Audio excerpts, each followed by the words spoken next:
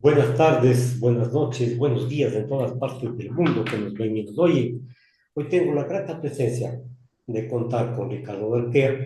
Poder conversar sobre algunas situaciones que a lo mejor para algún público no está claro. Ricardo, además de ser abogado, es antropólogo.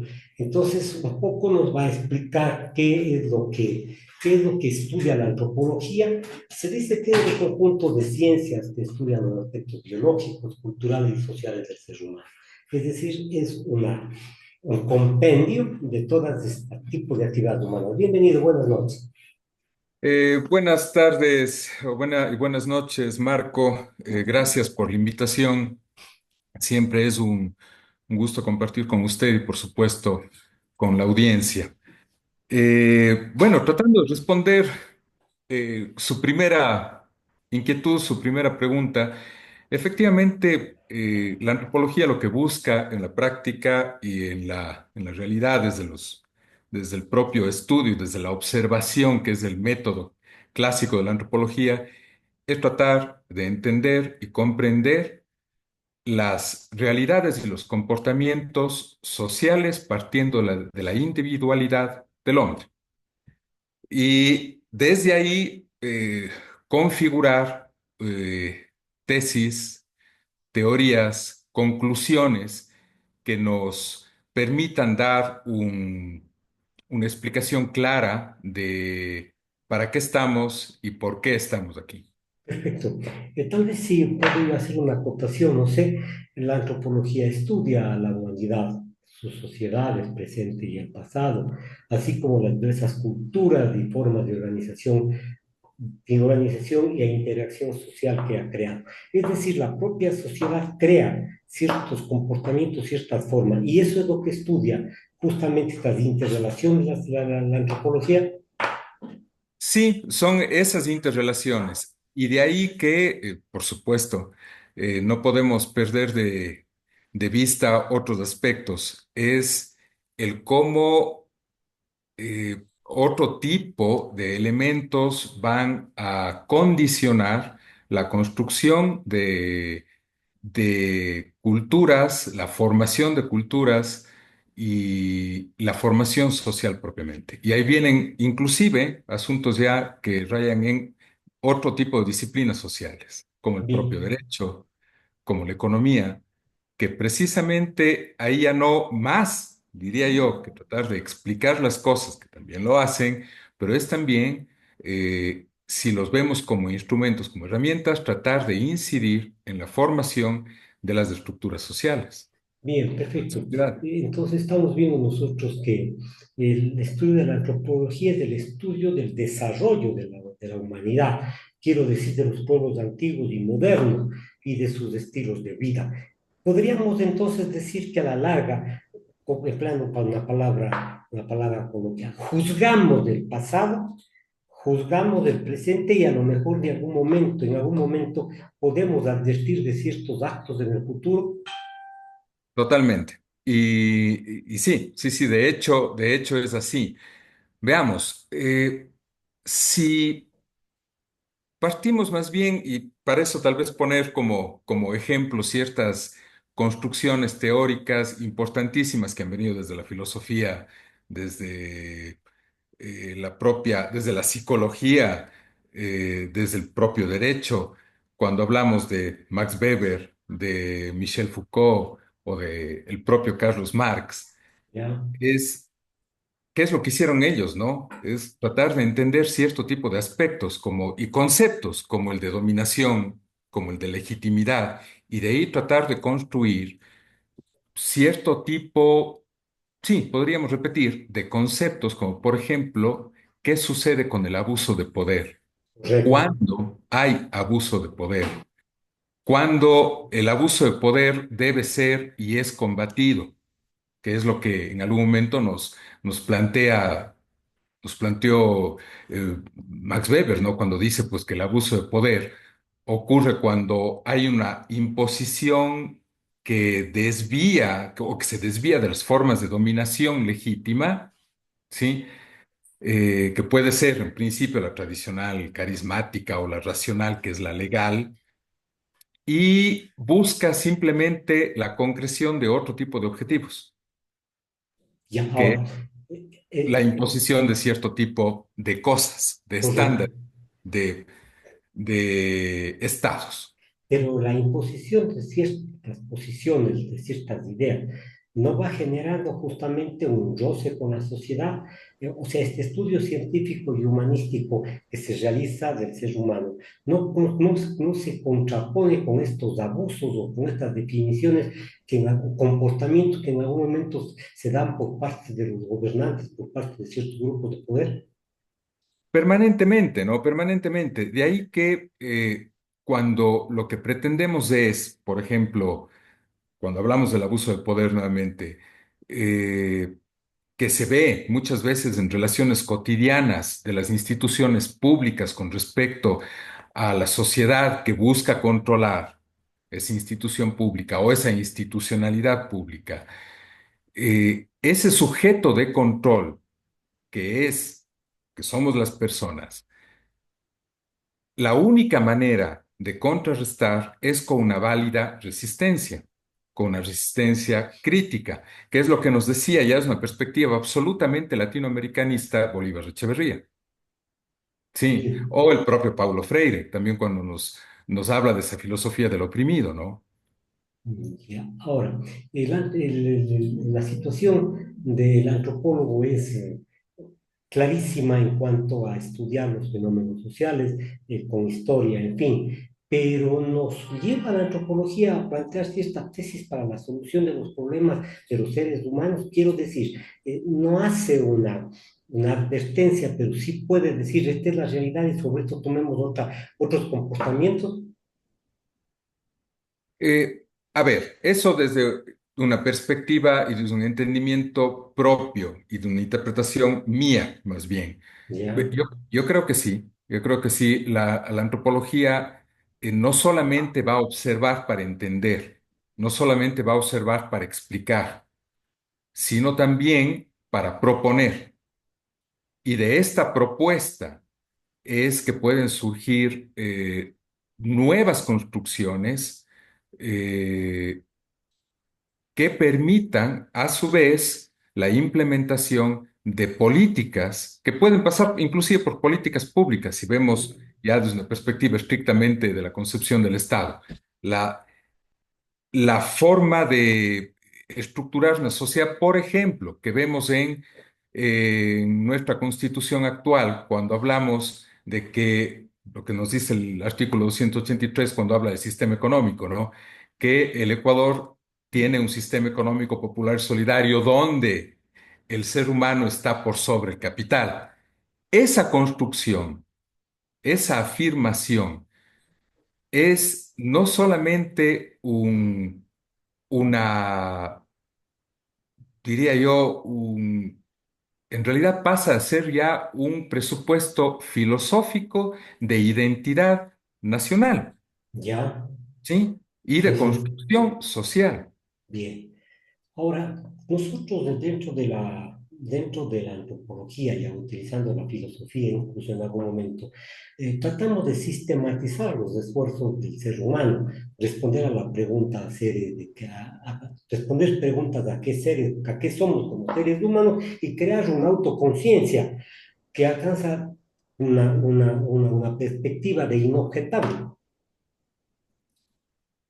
Mm, Sí, veamos, hablar de algo inobjetable es también tal vez hablar de la construcción de un relato de algo inmutable. Y en realidad, desde la perspectiva ya de las ciencias sociales, eh, cualquiera sea su disciplina, sea la antropología, porque, o sea, su prima hermana, que es la sociología, el método es el que varía, pero muchas veces las explicaciones son, o digamos que las intenciones son muy semejantes, pero el método, partiendo de métodos distintos, el derecho, la ciencia política, al ser eminentemente disciplinas críticas, en realidad lo último a lo que podría recurrir es a dogmas que sean inalterables, que sean inobjetables.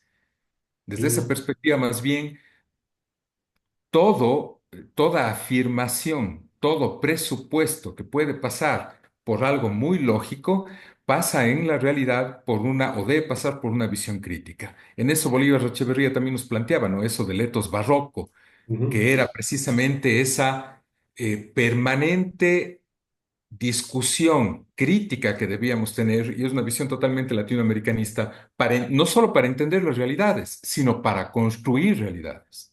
Sí, totalmente de acuerdo. Por otro lado, la sociología, la antropología, la economía política, la ciencia política nos sirven para construir una especie de Estado que sea justo. Pero parece que para ciertas personas la utilización de estas ciencias sirven para crear un Estado injusto, de abuso de poder.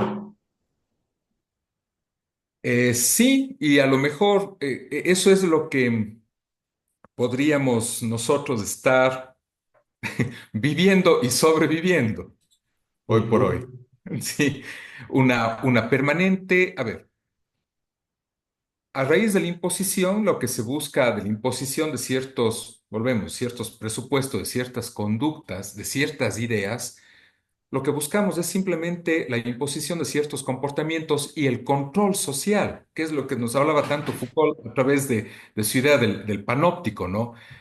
Y para explicar precisamente en qué consistiría ese control social y cómo desde el poder, desde los gobiernos, se pretende el control social. Con esa visión de panóptico, hoy con las tecnologías, con la comunicación aceleradísima, ¿es más fácil tener un control al estilo panóptico que nos plantea Foucault? Es posible.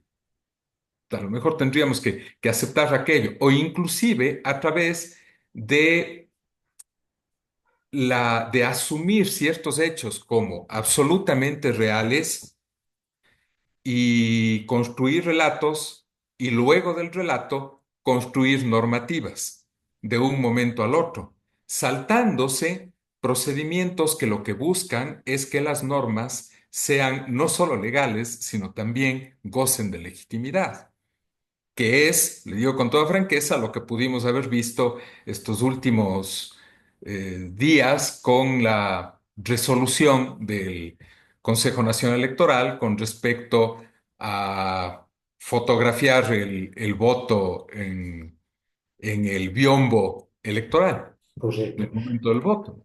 Bien, ahora Pasa por ahí. estoy claro, pero no sé si esta palabra pueda, esta acepción pueda significar también un poco de temor. Está constituido de alguna forma cierta para que la parte interior se pueda ver desde un solo punto de vista, es decir, impongo mi visión y si no la cumplo, está fuera de foco.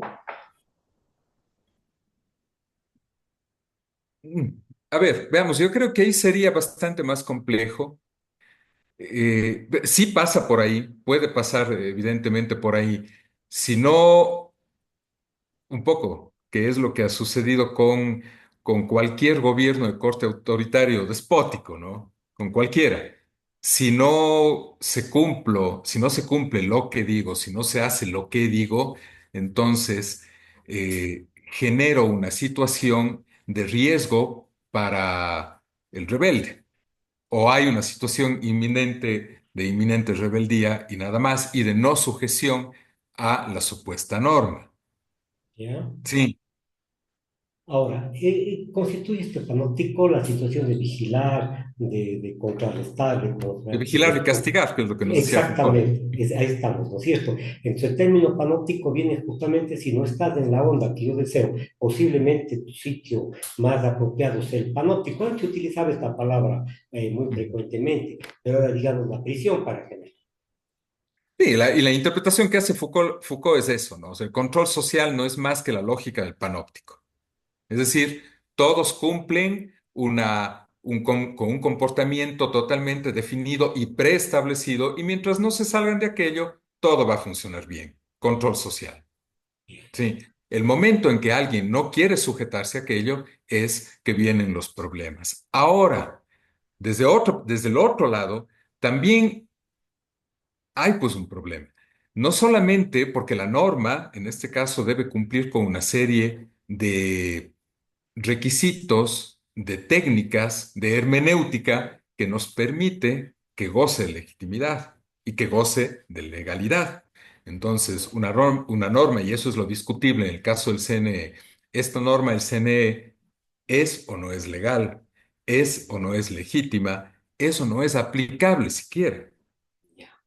Pero nosotros venimos viendo en el país una serie, para analizar posteriormente lo que tú me dices, un quiebre de derechos, de la ley, de la constitución, eh, que rompen con lo que se dice o se denomina democracia, involucra un abuso de poder necesariamente, incluso ilegítima en beneficio privado.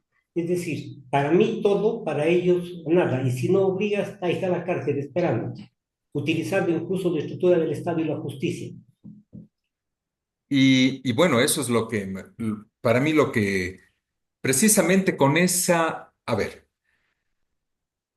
al implementar esta serie de normas o estas normas estructuradas de esta manera, lo que se busca es sembrar una suerte de temor en la sociedad.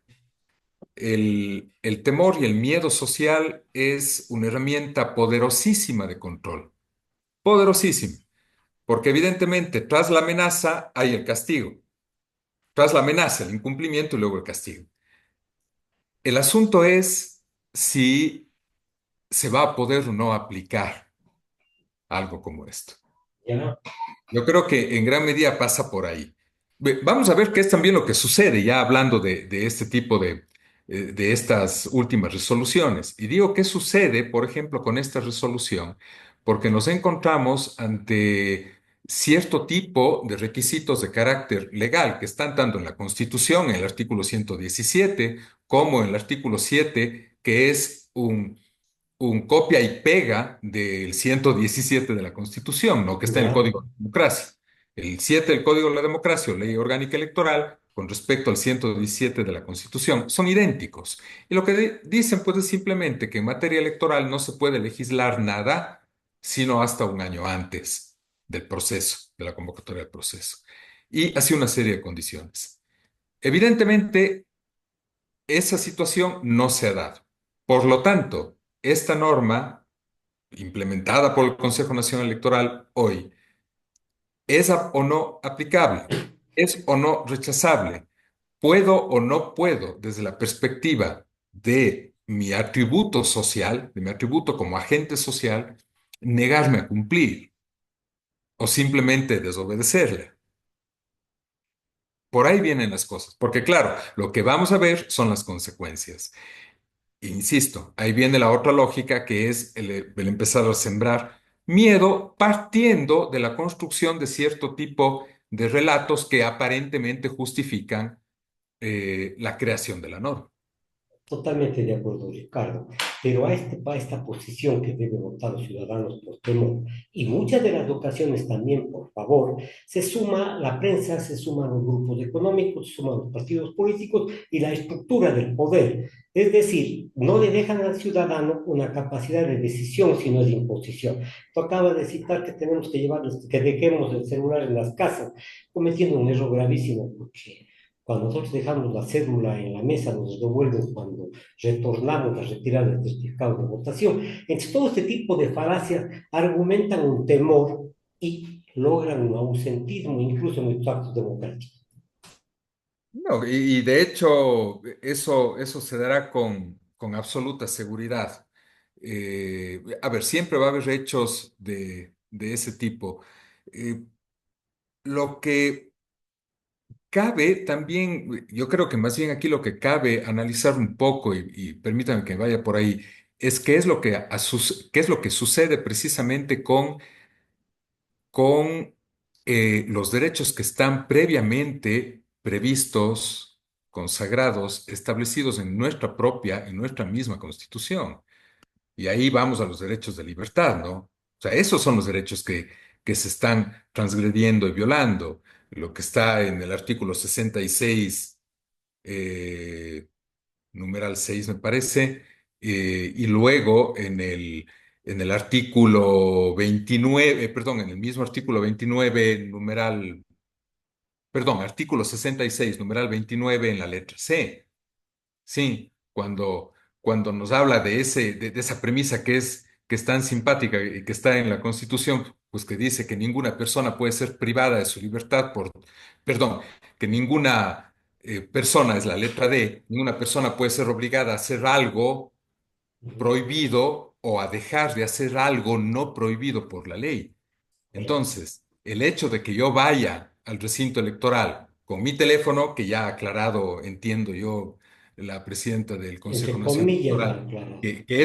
que eso no está prohibido. Lo que estaría prohibido es el o el hacer una constancia fotográfica de mi voto, que nada tiene que ver con el derecho de que el voto sea, a que el voto sea secreto, ¿no? Nada Ujú. tiene que ver tampoco aquello con la prohibición de hacer proselitismo aquel día, el día electoral, o de hacer propaganda. Nada tiene que ver.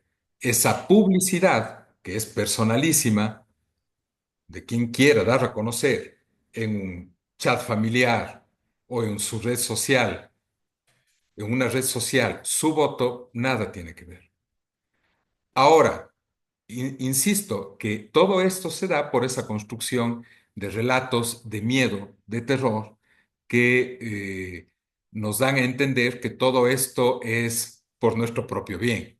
Sí, sí, Sí, sí, sí, sí, estoy de acuerdo totalmente. Porque te claro. va a hacer bien, te apaleo, nomás no hay otra concepción. Ahora, la situación de que podamos impugnar esta decisión del contencioso, del contencioso electoral, perdón, de la Corte Constitucional, perdón, del Consejo Nacional Electoral, pues nos da la posibilidad, sabiéndose que es un acto ilegítimo, que no procede en derecho, que está fuera del marco de la ley, porque no puede ser reformada ni puestas otras o impuestas otras formas de votación y democráticas mientras estamos en un año electoral. Es decir, hacen tabla rasa de la ley De la constitucional, en legalidad. fin, ¿no es cierto?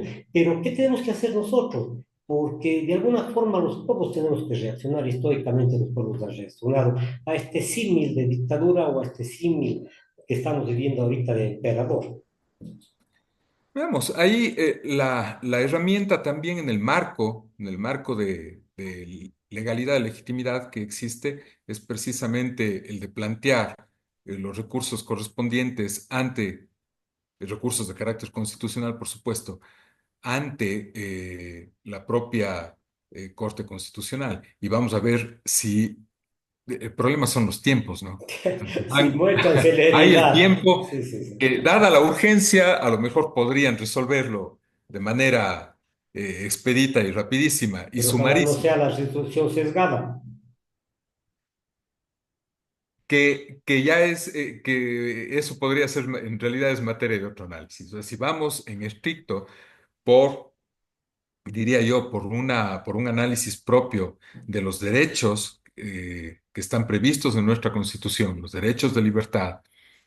Si vamos por ahí, no habría ninguna posibilidad de eh, de una resolución negativa, ni siquiera sesgada, ni siquiera sesgada. Bien. Pero más bien aquí los obstáculos que tenemos son los temporales y los fácticos de presión política, que son otros, y Bien, de la ahora presión de poder. ahora está de moda en Pantene la lucha contra la corrupción, contra los delincuentes, contra las mafias. Estamos en un estado increíble de guerra. Este argumento de que vivimos en una ciudad que es cierto, se le escapado de las manos al gobierno, hace que el razonamiento de la señora Tamayo del Consejo Nacional Electoral suene un poco lógico. Los vacunadores están interviniendo ahí, los que Ujú. están comprando el voto están interviniendo allí, están manchando la democracia, están haciendo que vos tomes la foto y después recibes tus $20. Nos están tratando, yo diría, a puntapié limpio estas personas que creen que todo el mundo se presta para este tipo de circunstancias. Veamos, yo diría que, a ver, esa es la afirmación originalmente hecha, recordará usted, al día siguiente de los resultados de primera vuelta y hecha Ujú. por el presidente Noboa ante los medios de comunicación, ¿no? En alguna entrevista que le hicieron. Eso es lo que él ya afirma. Esto sucede. por algo, por lo tanto, tenemos que prohibir aquello. Tenemos que prohibir el uso del celular. Digamos, es posible que hechos de esa naturaleza, de ese tipo, se hayan dado. Es posible. El Sí, tema es sí, que para poder generar una norma que restrinja derechos, porque al final va a ser así, o que limite los derechos, es necesario tener elementos fácticos, objetivos, reales, probados. Y eso, lamentablemente, es con lo que no contamos. Ni cuenta la señora Tamaín, ni cuenta el propio presidente, más allá de lo que le hayan dicho. Pero ¿hay esas pruebas? No lo sé. Y eso es lo complejo. Entonces, ahí viene precisamente esa ponderación que probablemente podría hacer en su momento la Corte Constitucional, ¿no? Esa ponderación en cuanto a qué derecho es el que pesa más, la protección para efectos de que el ciudadano puede ejercer su derecho a voto de manera secreta, que está muy bien, o la garantía de un derecho de libertad relacionado con la manifestación de mis ideas y de mis posiciones por un lado y de simplemente de no obligarme a hacer algo que no está prohibido y bien. nada más. Ahora, para afirmar o para apuntalar su posición abusiva al Consejo Electoral, ha puesto incluso unas multas que son risibles, $9.870 hasta 32.900. ¿Crees que se justifica esta forma de intimidación? Y por ahí el presidente de la República ya pidió que a las áreas que están afectadas por el invierno se les dé licencia a los ciudadanos para que no concurran a los recintos electorales. ¿Otra clara violación a los derechos? Además, porque al final del día, veamos, detrás, volvemos, la construcción de relatos, la construcción de escenarios de temor y miedo. Volvemos a esa situación. El riesgo, ahí fíjense, un poco es a la inversa, ¿no? Como tienes el riesgo de no cumplir con la obligación que es votar, porque estás en una situación crítica provocada por agentes externos, que serán las inundaciones, que será el clima, que será la insuficiencia de carreteras que me permitan llegar al lugar de votación, lo que sea. Entonces, no vas a estar, estás exento de la multa que eventualmente vas a tener. Ujú. Son, otra vez son formas de generar cierto tipo de escenarios por lo menos dudosos. ¿Dudosos con qué fin? Dudosos con el fin de garantizar el poder en manos de un actor específico y, otra vez, paradójicamente, desde un lado más bien negativo, garantizar control social. Bien, ese control social puede llegar a tener un término que a lo mejor no es requerido por el pueblo ecuatoriano. Podríamos señalar que estas herramientas que están utilizando, esta metodología que están utilizando, estas falacias que están utilizando, podría torcer el resultado democrático de la elección, del sufragio, y en algún momento podrá entonces el pueblo, a más de impugnar, pues pedir la revisión de todo lo que se ha actuado o se actuó dentro de los recintos electorales y al interior del Consejo Nacional Electoral. Podríamos ser más amables y decir solamente lo que buscarían es garantizar un resultado, no torcer, garantizar, nada más. Me parece muy Garantizar un apropiado. resultado. Ahora, garantizar el resultado, entre comillas, no se vuelve violento, negativo, yo diría incluso en algún momento confiscador de los derechos de los pueblos. Entonces, qué papel tenemos que jugar ya dentro del quehacer de la sociedad? Los periodistas, los medios de comunicación, los abogados, los letrados, los antropólogos, ¿qué deben decir? ¿Qué deben hacer? Porque parece que nos está llevando el río sin ningún tipo de oposición, no hemos nadado jamás hacia la orilla, Ricardo. En realidad ahí, a ver, yo creo que muchísimo va a tener que ver en el próximo proceso electoral, en el inmediato, en el de abril, un poco cierto tipo de tradiciones culturales y, y de carácter social que tienen ciertas comunidades. Es precisamente el espíritu comunitario que existe en extensas zonas del país. no, sobre todo en la costa, en el litoral ecuatoriano. Mucho el proceder luego de los acuerdos con el boca a boca, con pásame la noticia. El más allá, o sea, yo creo que, y eso solamente es una especulación, por supuesto, pero a mí parecería que cuando más se busca prohibir cierto o limitar cierto tipo de efectos, de hechos, de realidades, lo que va a suceder es que se dé un gran acuerdo social que nos deje ver más bien la expresión de una voluntad distinta a la que está proyectada desde el poder. Pero históricamente Sí. siempre se Que ha hecho. no estoy hablando de resultados electorales, sino simplemente Ujú. de conductas de ciudadanas, ¿no? O sea, el ejercicio precisamente de derechos. La única manera de ejercer legítimamente, o la mejor manera de ejercer legítimamente un derecho es con visión crítica de las cosas.